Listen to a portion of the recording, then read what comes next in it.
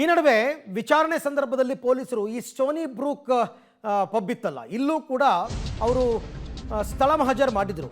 ಅಲ್ಲಿನ ಕೆಲಸಗಾರರ ಹೇಳಿಕೆಯೇ ಮುಳುವಾಗಬಹುದು ಅಂತ.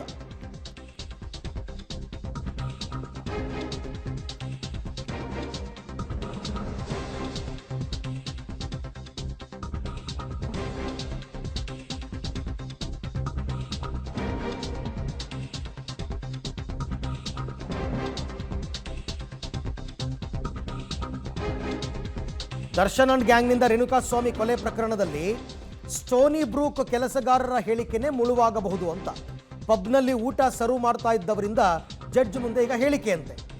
ಅವ್ರು ಹೇಳಿದ್ದಾರೆ, ರಾತ್ರಿ 11:30 ಸುಮಾರಿಗೆ ಸ್ಟೋನಿ ಬ್ರೂಕ್ಗೆ ದರ್ಶನ್ ಬಂದರು.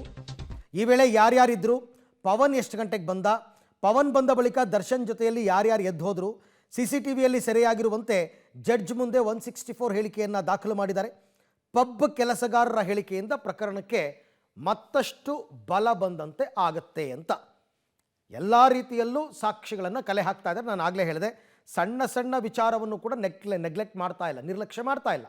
ಹೈ ಪ್ರೊಫೈಲ್ ಕೇಸ್ ಆಗಿರೋದ್ರಿಂದ ಸಣ್ಣ ಸಾಕ್ಷಿ ಸಿಕ್ಕಿದ್ರೂ ಅದನ್ನು ಚಾರ್ಜ್ ಶೀಟಲ್ಲಿ ಮೆನ್ಷನ್ ಮಾಡೋದಕ್ಕೆ ಈಗ ಪೊಲೀಸರು ಸಿದ್ಧತೆ ಮಾಡ್ಕೊಂಡಿದ್ದಾರೆ.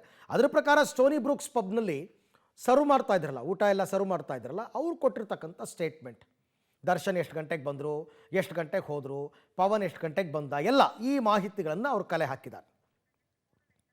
ಈ ಬಗ್ಗೆ ಮತ್ತಷ್ಟು ಮಾಹಿತಿ ನನ್ನ ಕೊಲೀಗ್ ಮುರಳೀಧರ್ ಅವರಿಂದ ಪಡ್ಕೊಳ್ಳೋಣ. ಮುರಳಿ, ಈಗ ಈ ಸ್ಟೋನಿ ಬ್ರೂಕ್ಸ್ನಲ್ಲಿರ್ತಕ್ಕಂಥ ಸರ್ವರ್ಸ್ ಹೇಳಿಕೆ ಎಷ್ಟರ ಮಟ್ಟಿಗೆ ಈ ಪ್ರಕರಣಕ್ಕೆ ಬಲವನ್ನು ತುಂಬಬಹುದು ಅಂತ? ಅರವಿಂದ್, ಏನಾದ್ರು ಪ್ರಮುಖವಾಗಿ ಈ ಪ್ರಕರಣದಲ್ಲಿ ಹೆಚ್ಚಿನ ಸಾಕ್ಷ್ಯಗಳನ್ನ ಕಲೆ ಹಾಕ್ತಾ ಇರೋದು ಒಂದಷ್ಟು ಟೆಕ್ನಿಕಲ್ ಎವಿಡೆನ್ಸ್ ಗಳೇನಿದೆ, ಟೆಕ್ನಿಕಲ್ ಎವಿಡೆನ್ಸ್ ಗಳನ್ನು ಕೂಡ ಕಲೆ ಹಾಕಿದ್ದಾರೆ.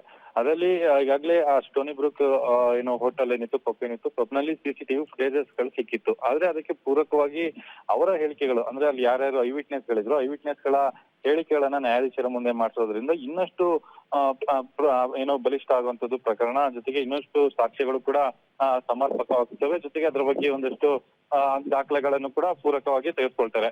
ಆ ಹಿನ್ನೆಲೆಯಲ್ಲಿ ನ್ಯಾಯಾಧೀಶರ ಮುಂದೆ ಈ ಹೇಳಿಕೆ ಕೊಡ್ತಾ ಇರುವಂತದ್ದು ಒಂದು ಪ್ರಮುಖವಾದ ಸಾಕ್ಷ್ಯ ಮತ್ತು ಪ್ರಮುಖವಾಗಿ ಐ ವಿಟ್ನೆಸ್ಗಳು ಅವರು ಎಷ್ಟೊತ್ತಿಗೆ ಬಂದ್ರು, ಜೊತೆಗೆ ಅದನ್ನ ಇನ್ವೈಟ್ ಮಾಡಿದಂತವ್ರು ಯಾರು. ಯಾಕಂದ್ರೆ ಪವನ್ ಹೋಟೆಲ್ಗೆ ಬರ್ತಾರೆ, ಹೋಟೆಲ್ಗೆ ಬಂದು ದರ್ಶನ್ ಅನ್ನ ಕರ್ಕೊಂಡು ಹೋಗ್ತಾರೆ.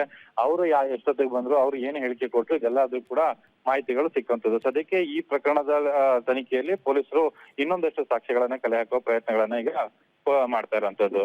Okay Murali, thank you. ತಮ್ಮ ಎಲ್ಲ ಮಾಹಿತಿಗಾಗಿ ಧನ್ಯವಾದ. ಒಟ್ಟಾರೆ ಇವಾಗ 90 ದಿನಗಳ ಕಾಲಾವಕಾಶ ಏನಿದೆ ಚಾರ್ಜ್ ಶೀಟ್ ಹಾಕೋದಕ್ಕೆ, ಒಂದು ದಿನವೂ ಒಂದು ನಿಮಿಷವೂ ವೇಸ್ಟ್ ಮಾಡದ ರೀತಿಯಲ್ಲಿ ಪೊಲೀಸರು ಸಾಕ್ಷಿಗಳನ್ನು ಕಲೆ ಹಾಕ್ತಾ ಇದ್ದಾರೆ.